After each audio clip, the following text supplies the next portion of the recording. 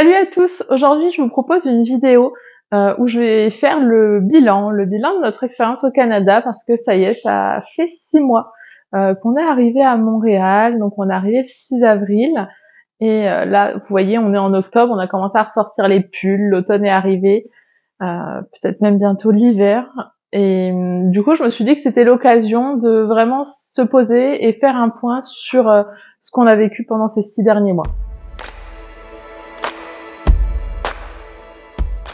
Donc déjà pour vous repartager un petit peu notre expérience, donc on est parti de France en avril. Le projet de départ au Canada, c'est pas forcément un projet qu'on aura préparé sur énormément de mois, comme certains qui attendent d'être tirés au sort dans le cadre d'un PVT. Nous, on a eu une opportunité, enfin pas moi, mais il y a eu une opportunité professionnelle qui a fait que du coup, on a décidé de venir. Et ça s'est fait quand même assez vite, peut-être en 4 mois à peu près, entre le moment où on a pris la décision et puis le moment où on est vraiment arrivé. Donc quand on arrive à Montréal, mois d'avril, je sais pas si c'est l'idéal pour arriver. C'est pas le mois le plus beau. C'est entre la neige qui fond et le printemps qui arrive. Donc quand on est arrivé, c'est vrai qu'on s'est demandé un petit peu où on est arrivé. Et mais au final, bon, tout s'est très bien passé. Je pense qu'il valait mieux ça plutôt que d'arriver en plein hiver. Je pense que des fois, ce dont on ne se rend pas compte quand on pense à ce changement de vie, et là où on a été un peu surpris, c'est qu'en fait, on se rend pas compte qu'on va vraiment repartir de zéro. C'est-à-dire qu'on a vraiment deux valises avec quelques vêtements, quelques affaires, mais on a plus nos petites affaires, nos habitudes, nos amis, on a vraiment plus rien. Et en fait, on s'est rendu compte que ça nous était jamais arrivé, tout simplement, dans notre vie, parce que quand on part faire des études, c'est vrai que souvent on reste en contact avec quelques amis, on prend pas mal de ses affaires, et là, non, pas du tout. Donc ça, c'est le côté un peu dur. On n'a plus aucune affaire, on n'a plus d'amis, et puis on se retrouve dans un pays, bon alors par chance ils parlent quand même la même langue, mais un pays où il y a pas mal de choses qui sont différentes.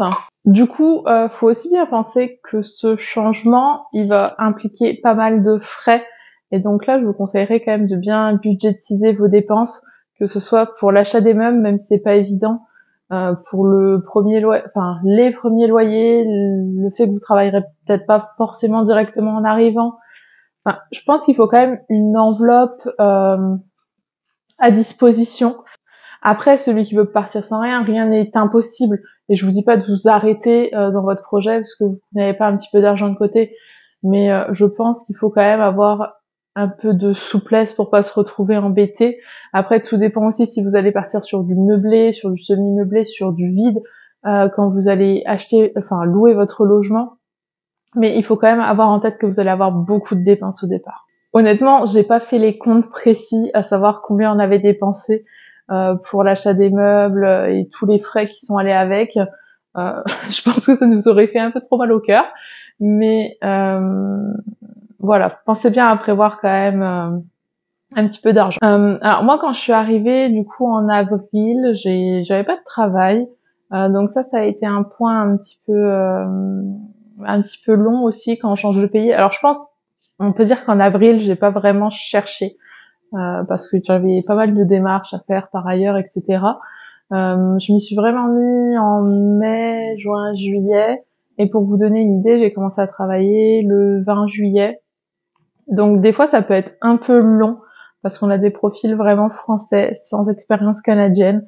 Et c'est des choses qui sont pas forcément valorisées. Déjà parce qu'on n'a pas la même méthode de rédaction du CV. Donc ça, pensez bien à faire un CV canadien. Et aussi parce qu'on valorise pas forcément les mêmes choses. En France, on va beaucoup valoriser les diplômes, les études. Ici, on va plus valoriser les projets que vous avez déjà pu effectuer, les compétences que vous avez développées. Donc ça, il faut un petit temps pour l'appréhender. Et puis, comme on n'a pas d'expérience canadienne, je pense qu'on est souvent pas prioritaire sur les postes auxquels on postule. Mais tout ça pour dire qu'il faut pas vous décourager et vous voyez, même si vous mettez 2 mois à trouver un emploi, là, j'ai trouvé un emploi où je me plais et ça reste le principal. Donc, il faut quand même persévérer un petit peu des fois le temps de trouver quelque chose et pas s'arrêter au fait que vous aurez certainement peu de réponses malgré le nombre de candidatures que vous allez envoyer. Après, sur le thème du travail, si ça vous intéresse, je pense que je ferai plutôt une vidéo dédiée où je vous parlerai déjà des différences entre les CV français, CV canadiens, et puis un petit peu de mon expérience, en tout cas mon ressenti sur les entretiens que j'ai pu passer, et puis vous donner quelques conseils à ce niveau-là. L'autre point qui est vraiment dur quand on arrive, c'est la partie course, parce que là, on arrive dans des supermarchés qu'on connaît pas, avec que des produits qu'on connaît pas, et il faut faire des choix, donc là c'est vraiment pas évident. Je pense que là au bout de 6 mois on commence à savoir un petit peu ce qu'on aime, ce qu'on n'aime pas. Donc ouais, au niveau des courses, on n'a vraiment pas de magasin en commun. Du coup on retrouve quelques marques françaises quand même dans des magasins ici. C'est rare. Ça se fait surtout des fois sur le fromage, j'en ai déjà vu du Président. Sur les pâtes et des Barilla, elles sont quand même un peu chères par rapport au prix qu'on peut voir en France. Voilà un petit peu ce qu'on retrouve. Ouais, non, il y a pas énormément de choses qu'on retrouve en fait. C'est pas forcément les mêmes marques. Donc c'est ça qui est vraiment difficile, d'avoir de nouvelles habitudes de consommation. Des fois on achète des produits, on dit qu'on va se régaler et puis en fait pas du tout. Des choses qu'on n'a pas aimées. Mais bon, là c'est le jeu et franchement, au bout de quelques mois, quelques semaines, vous allez voir que vous allez vite trouver vos habitudes et les produits qui vous correspondent. Après, un autre point qui est un peu difficile quand on arrive, c'est forcément qu'on connaît personne. Alors pour le coup, nous on connaissait vraiment personne. Il y en a qui arrivent qui ont déjà quelques connaissances sur Montréal. Je pense que ça doit être, c'est plutôt sympa d'avoir quelqu'un quand on arrive. Après, sinon, il faut essayer de rencontrer des gens. Donc, il y a pas mal de groupes Facebook qui sont dédiés pour faire des rencontres, des sorties. Donc ça, c'est plutôt appréciable parce qu'on voit au moins de nouvelles personnes. Sinon, après, c'est vrai qu'on tombe vite sur les collègues de travail. Pas facilité, forcément, c'est des gens qu'on croise souvent. Donc, on a plus de facilité à créer des liens avec. Et on s'est rendu compte que pareil, c'est une situation qu'on connaissait pas en France. On n'avait vraiment jamais cherché à rencontrer des gens, puisque on a toujours un petit cercle autour de nous avec des amis qu'on a depuis plusieurs années, même si on s'en fait des nouveaux au fil des années.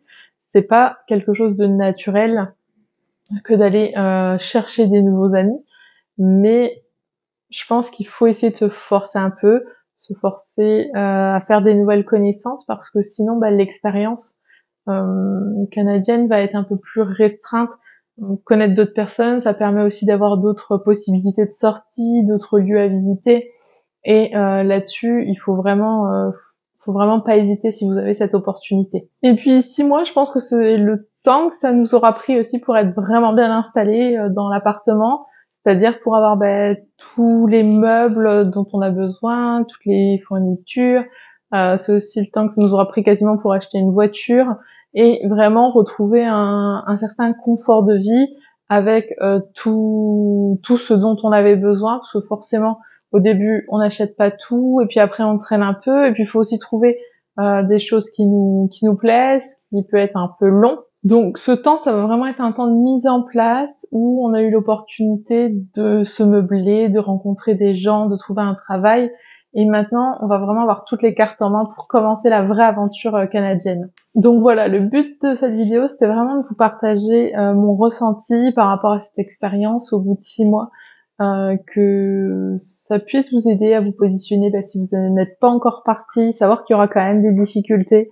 Mais je pense que l'aventure en vaut quand même la peine. Donc n'hésitez pas à me dire si vous avez des questions en commentaire, où vous en êtes vous dans l'aventure, pour qu'on puisse en échanger, ça me ferait super plaisir. Et puis abonnez-vous si vous voulez recevoir les prochaines vidéos. À bientôt, bye.